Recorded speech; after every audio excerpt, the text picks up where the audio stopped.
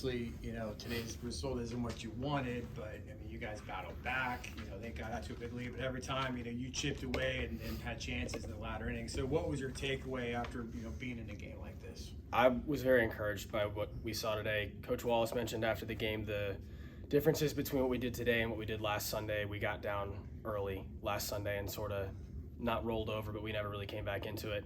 And it looked very similar today at the beginning, and instead of just giving in, we battled back, made it interesting in the late innings, and at the end of the day, that's all you can ask for. Give yourself a shot. Cards didn't fall our way today, but I'm proud of the way we competed.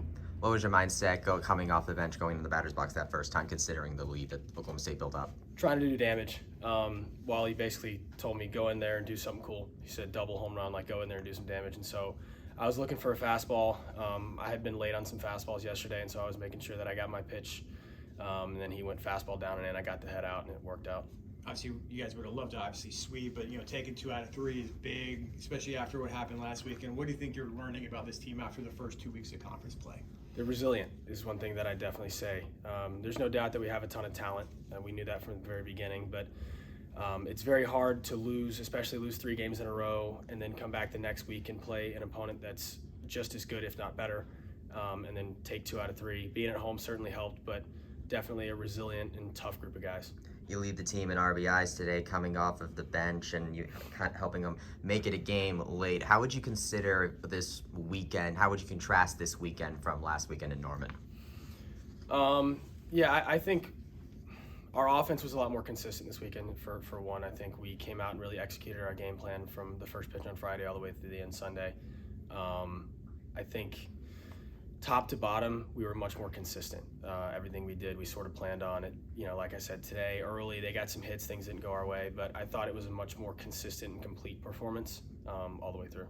Now, 2 weeks of conference play, you've been in the ACC. How does I know it's only 2 weeks, but how does the Big 12 to you? Is it similar to maybe kind of what you faced? I would say similar, yeah. There's all these Power 5 conferences have a ton of talented guys, so it's hard to, in just 2 weeks, tell the differences, but the ACC is, of course, notorious for being a really good baseball conference, and I've seen pretty much the same here. Every guy we've faced has been very talented offensively and defensively, so I'm excited to continue to see what the Big 12 has to offer.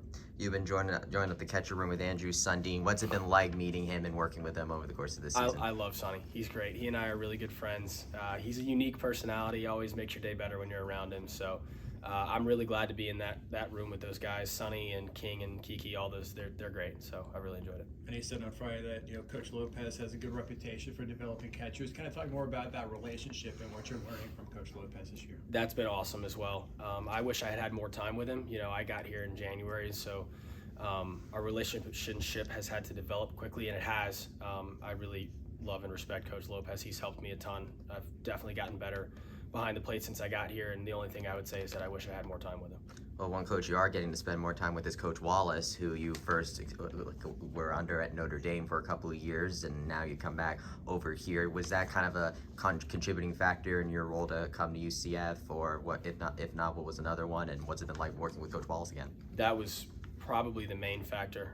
I wanted to go somewhere with someone that knew me and what I was capable of, especially because I was coming in mid-year and wouldn't have as much time to show in person what I was capable of. And so having a coach that has seen me play for years was really important. And then also someone that I trust, someone that trusts me, and that I had a good relationship with. Coach Wallace checked all of those boxes.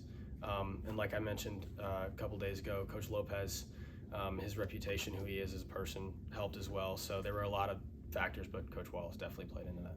So 3-1, obviously, it's still a really good week for UCF baseball. Absolutely. We're really happy with the way it finished up. Never want to end Sunday with that bad taste in your mouth on a loss, but 3-1 against 2 really good teams, we'll definitely take that, and there's a lot to build on going forward. What's the biggest thing that you guys did this week that you want to take with you as you host FAU for midweek and then go back on the road again to face Kansas? Playing our game, I think. We at times last week got away from doing what makes us good. And so I feel like this weekend we really made a point to come back and play our style of baseball the way we play it. I think we did that all week, and definitely hope we can keep that going into FAU and then Kansas. Awesome. Best of luck. Appreciate it. Thank you.